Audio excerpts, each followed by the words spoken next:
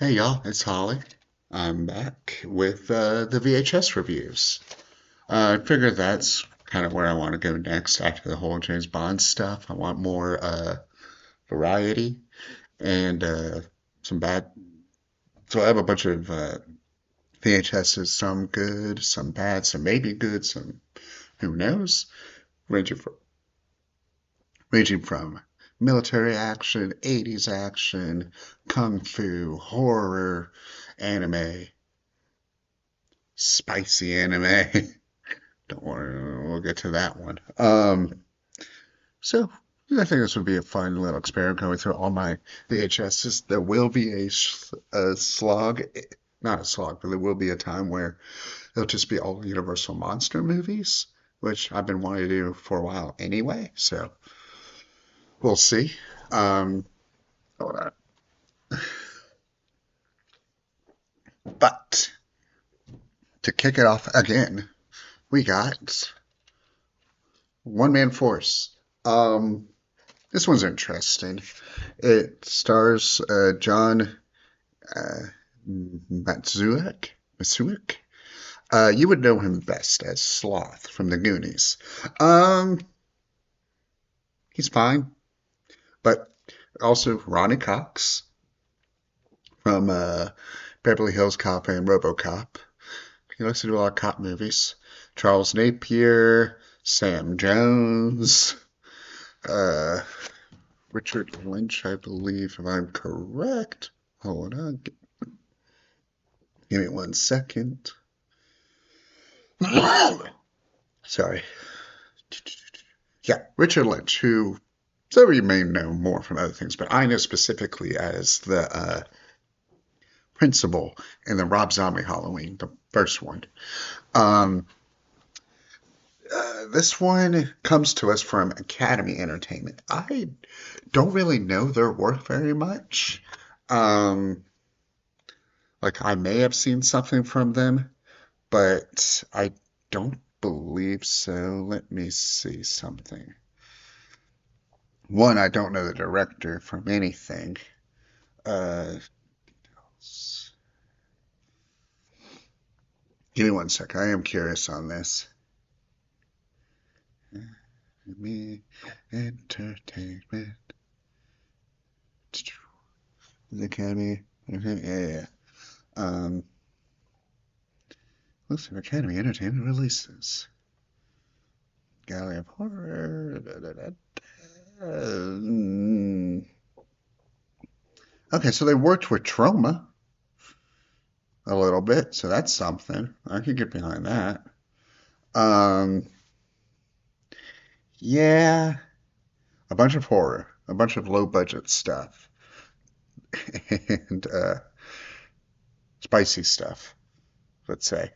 Yeah, nothing I overly recognize, but besides that, this is a middle of the road, like relatively forgettable 80s action. Comes to us from 89, so right at the tail end of that.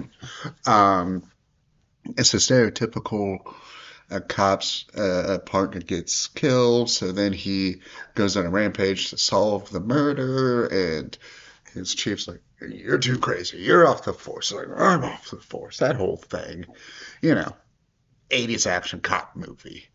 Um, the issue is that every side character is leagues better than the lead. So here's the thing, John Muzak, has the presence, he has the build and stuff, but he just can't deliver any lines um, beyond Baby Ruth. Uh, it's I don't know if it's partly the writing, because the writing is, like I said, just bog standard. Like there's no surprises, no nothing.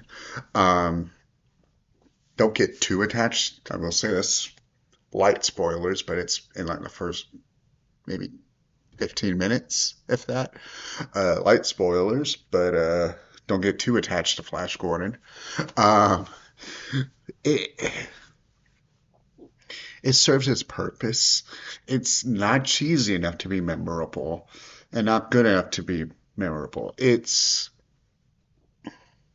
way to describe it is it's like a lower tier. Seagal movie, but like lower tier at his height, if that makes sense. Not like his straight to DVD movies, but like still when he was in theaters kind of thing. Or a low-ish tier Chuck Norris movie. Um, that kind of vibe. Um, like the villains do appear, but like barely ever. And most of them appear at the very end. Like the last 20 so minutes where they actually really kicks up is good. Like it's pretty good. Um, that's like a little too late kind of thing. Um, there's like the unfortunate thing is that with having an actor like Rodney Cox in it, you do kind of already know where this is going for certain things. It's like, oh, okay, yeah, that makes sense. Like I said, like Richard Lynch's character appears at the very end. He's like, I'm the one behind it all. It's like, oh, okay, I've never seen you before. Charles Napier only appears in one scene before like the final anyway, too. Like they barely appear. Like the plot doesn't make a whole lot of sense either. Like I did zone out a little bit in the middle, but like so he's trying to find drug runners, like fair enough, like drug dealers and stuff that kill his partner, and then he wants revenge. And then in the meantime, the same people kidnap a uh, pop star or like a rock star, and they hold her maybe for ransom, but they really don't. And then like nothing really goes from there, and then it becomes, oh no, it's controlled by a huge businessman, but nothing really important happens. Like it wants to hit every little note that's been done before without doing much beforehand, or with it, I mean. Um, if you're looking for just a like, let me just turn on some random 80s action movie. That's not a Seagal or Norris or Stallone or Schwarzenegger, like none of the big names. Not even like I can't even put this like around like a like it's not even as fun as like a Pierre Kirby kind of movie. Or even what is his name? Give me a sec. I know it. Um,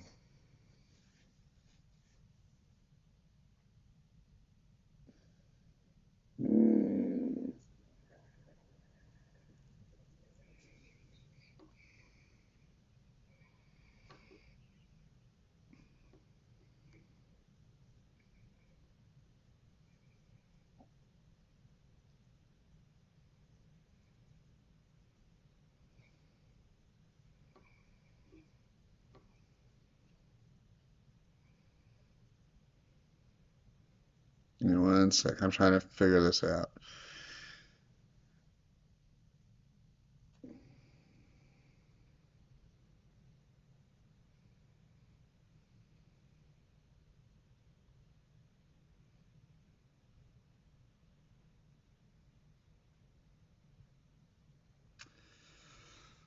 Never mind.